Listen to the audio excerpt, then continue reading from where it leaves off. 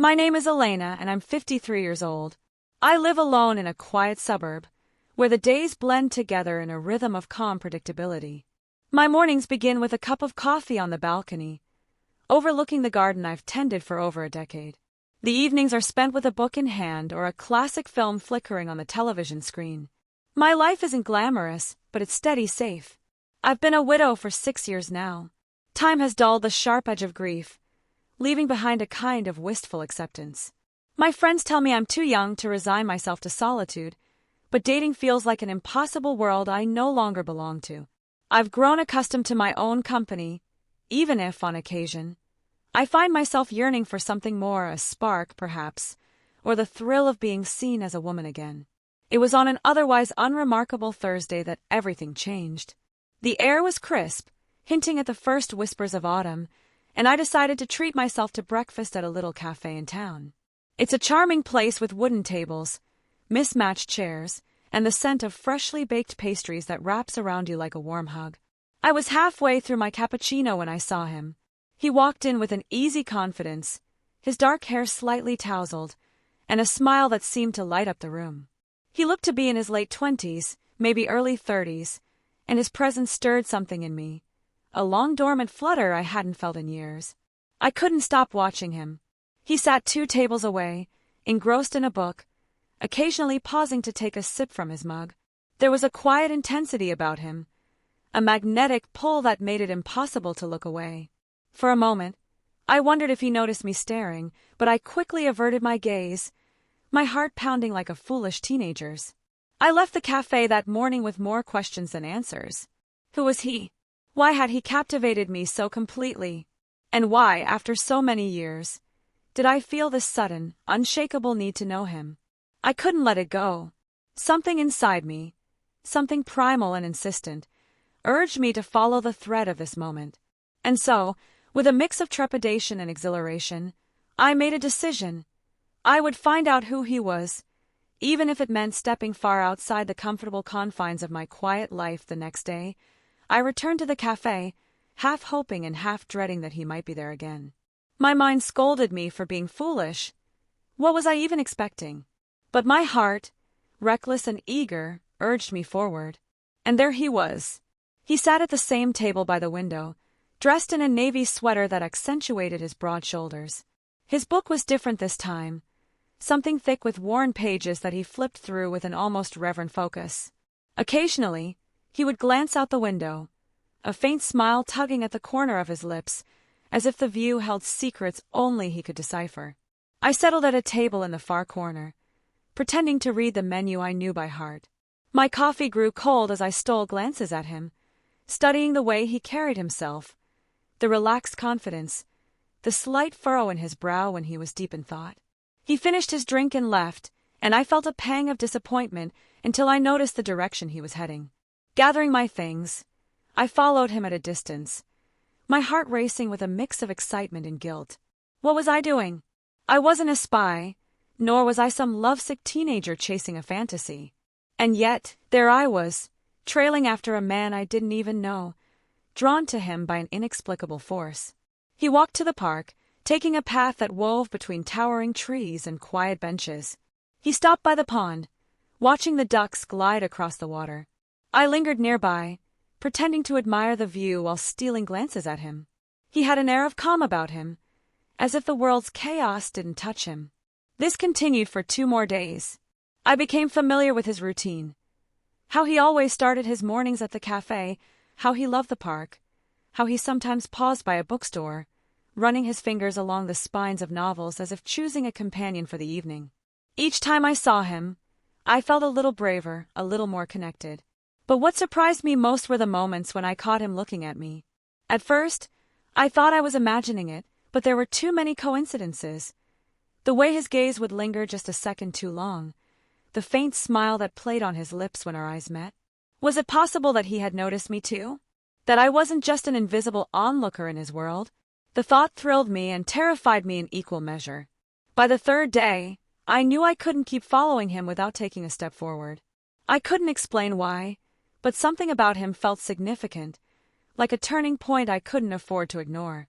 I woke up the next morning with a mixture of anticipation and dread. I had spent the entire night turning over my decision in my mind. I wasn't someone who took risks.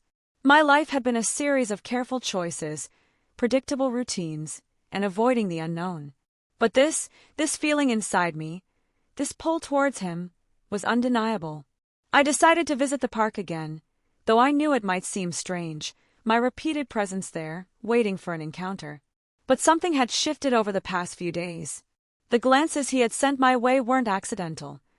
I could feel the subtle connection between us, the silent acknowledgement that there was more to our interactions than just the casual observations of a stranger. When I arrived, I didn't immediately see him, and a sense of unease crept over me. Had I been foolish? Was he not interested at all? Perhaps it had only been my own longing that had clouded my judgment. I sat on one of the benches by the pond, my hands trembling slightly as I tried to steady my thoughts. It wasn't long before I saw him. He was standing near the same tree where he had paused 2 days ago, and this time, his eyes scanned the area, almost as if he were searching for something, or someone. My heart skipped a beat when our gazes finally met, and the faintest of smiles tugged at his lips. For a moment, neither of us moved. The world seemed to slow, and the noise of the park faded into the background. It was as though the space between us had suddenly shrunk, filled with an unspoken understanding. His eyes lingered on me, not with the curiosity of a stranger, but with a depth that felt almost intimate. I swallowed hard, suddenly unsure of how to proceed. He began to walk towards me, and I fought to keep my breathing steady. When he reached my bench, he stopped, standing just a few feet away, a gentle smile still on his face. "You come here often?" he asked, his voice soft but steady. I nodded, suddenly feeling vulnerable in a way I hadn't in years. "Yes, it's peaceful here." He seemed to consider that for a moment, his gaze flickering briefly to the ducks on the pond before returning to me. "I thought I saw you here before," he said, a hint of amusement in his tone. I wasn't sure if I was imagining it.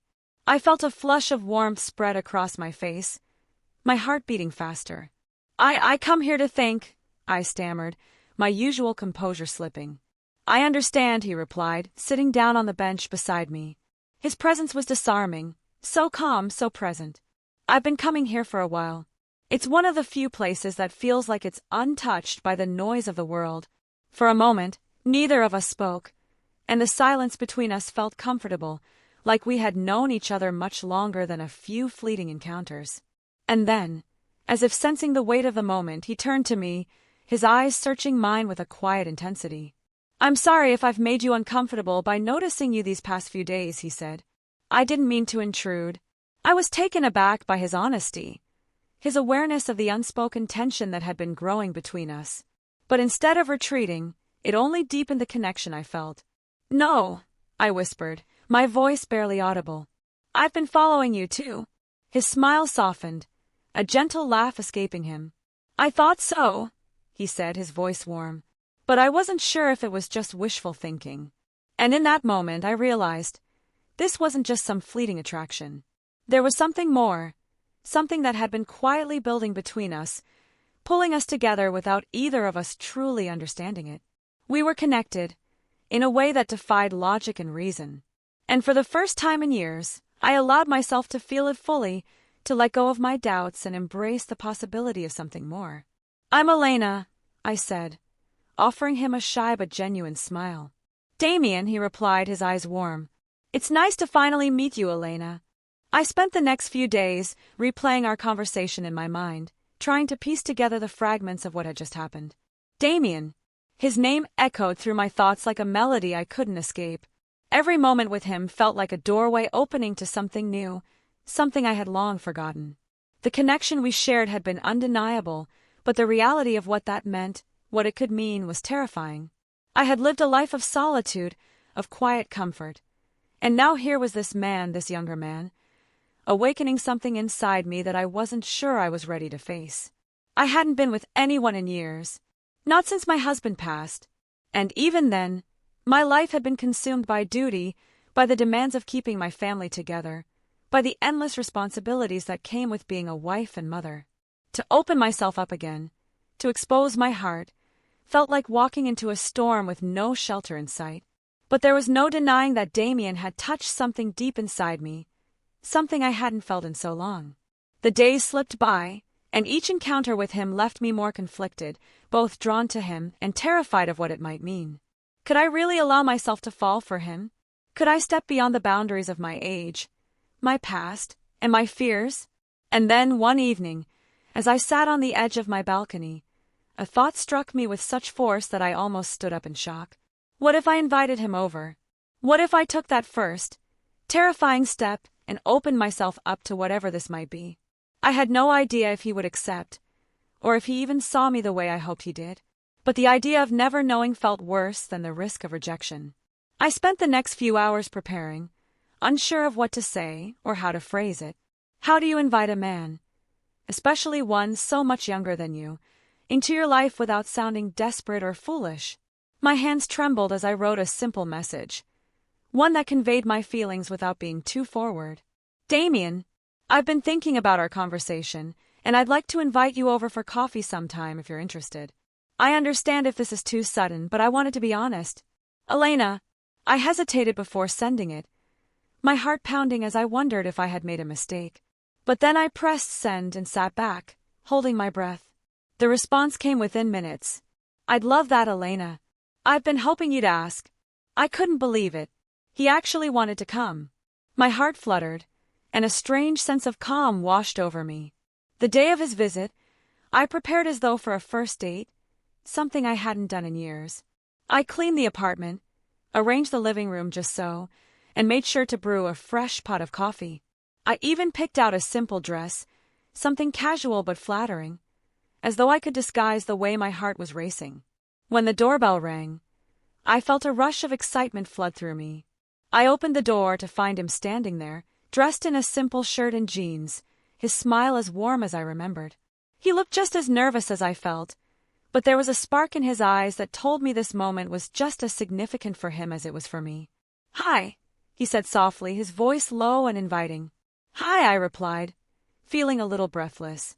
For a moment, neither of us moved, unsure of what to say or do next. And then, as if instinctively, I stepped forward and wrapped my arms around him in a quick, tentative hug. He returned it, his touch gentle but firm, as if reassuring me that he was here, and that everything would be okay. When I pulled away, I could see the same uncertainty mirrored in his eyes, but there was something else too, an understanding. Without a word, I led him inside, the quiet of my apartment somehow amplifying the sound of our footsteps as we entered this new space between us. I poured the coffee, and we sat across from each other, the air thick with unsaid things. I couldn't help but wonder if this would be the moment everything changed, if the intimacy we had built in the park, in those fleeting moments of connection, would finally find its voice. The conversation started out tentative, as most first meetings between two people in such delicate circumstances do. We spoke about trivial things, books we liked, music we listened to, and how the weather was unusually warm for late autumn. But beneath the surface of these words, there was something more, something charged that neither of us could ignore. It lingered in the space between us like an unspoken promise, an electricity that made every glance feel significant. Damien's presence was magnetic, and as I watched him speak, I couldn't help but notice the way his voice made me feel. Each word seemed to sink into me, stirring something deep within. His eyes never left mine, and I realized with a jolt that I had been holding my breath. "You seem so at ease here," he said after a while, his gaze soft as he took in the cozy, familiar setting of my home. "It feels like you've created a space that's entirely your own." I smiled, warmth spreading through me at his words. "I suppose it's the one thing I can control. My own little world." He nodded, as if contemplating this, his fingers tracing the rim of his coffee cup. "I admire that," he said quietly, "that you've built something beautiful on your own." There was something about his words, something about the way he saw me, that struck me with such force I could hardly breathe. For so long, I had lived as a caretaker, a mother, a widow, so many roles that defined me to the world but left me little room to be just myself. But Damien didn't see those labels. He saw me. He saw the woman who had been hidden for so long, locked away behind the layers of responsibility and grief. I felt my heart swell, and before I could stop myself, I leaned forward, my hand reaching for his. His fingers brushed against mine in a fleeting touch, and I could feel the warmth of his skin, the soft tremble that passed between us. "I've wanted to do this for so long," I whispered, my voice shaking. Damien's eyes darkened with understanding, and without a word, he closed the space between us. His lips found mine with a gentleness that belied the hunger I felt inside. At first it was soft, just a brush, a spark, but then something shifted. The kiss deepened, and with it, the quiet tension that had built between us over the past few days. I had forgotten what it felt like to be kissed like that, to be touched with such care and attention. It wasn't the frantic, desperate passion of youth.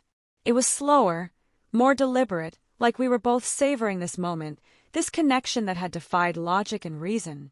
His hands moved to my face, cradling it gently as if to memorize every curve, every line of me. I could feel the steady beat of his heart against my chest, and I realized with a rush of emotion that I hadn't just invited him here for coffee. I had invited him into my life, into the possibility of something more. He pulled away, just enough to look at me, his breath coming in shallow bursts. "Are you sure about this?" he asked, his voice a mix of longing and concern. I nodded, my hand finding his again, threading our fingers together. I've never been more sure of anything in my life. There was a pause, a moment where everything seemed to still. And then, as if to seal the moment, he kissed me again, deeper this time, more urgent, as if he couldn't wait any longer. I felt it then, fully, the rush of emotions, the deep, soul-shaking connection that had been growing between us. It was more than just attraction. It was something more profound, something that transcended age, experience, and all the things that should have kept us apart. In that moment, as we lost ourselves in each other, I knew that this wasn't just a fleeting romance. It was a beginning, a new chapter that neither of us had expected, but one that was unfolding before us in all its messy, beautiful truth. The days that followed felt like a dream, an unexpected gift wrapped in the quiet hum of daily life. Damien became a part of my world in ways I hadn't imagined possible. Our encounters were filled with laughter, with gentle moments of shared intimacy, and with an honesty I had almost forgotten existed. He didn't treat me like someone out of place, someone too old or too broken. He treated me like I mattered, like I was worthy of his time, his attention, his love. I was still me, Elena, 40-something, with a lifetime of experiences and scars, but with Damien, I felt as though I could breathe more deeply, as if the weight of my years had finally been lifted, if only for a moment. One evening, as we sat on my balcony, watching the sun dip below the horizon, he took my hand and said, "You know, I never imagined I'd find someone like you." I laughed softly, surprised at the way my heart swelled with emotion. "And I never imagined I'd find someone like you either." We were silent for a while, the only sound the soft rustle of leaves in the evening breeze. But then he turned to me, his eyes serious, his voice low. "Do you ever think about how we got here? How this connection, it almost doesn't make sense." I nodded, my fingers tightening around his. "I think about it all the time. But maybe that's the point. Maybe it doesn't have to make sense. Maybe we're just here because we're meant to be." He smiled, his face softening with affection. "I think you're right. Sometimes, the best things in life don't have to make sense. They just are." And in that moment, I realized how far I had come. The woman I had been, afraid of change, afraid of opening myself up again, was gone, replaced by someone stronger, someone more willing to embrace the uncertainties of life. Love had found me again, not in the form I expected, not in the way I had dreamed of, but in a way that was even more beautiful and more real. Damien had reminded me that love wasn't about age or circumstances. It was about connection, about two souls finding each other and choosing to stay. I wasn't the same woman I had been before I met him. I had rediscovered a part of myself that I thought was lost, a part of me that was capable of feeling, of loving, of being loved again. And as I sat beside him, hand in hand, watching the stars slowly take their place in the sky, I knew that I had made the right choice. I had followed my heart, and in doing so, I had found something worth all the risks, something worth all the uncertainty. Because sometimes, the greatest love stories are the ones that are written when you least expect them.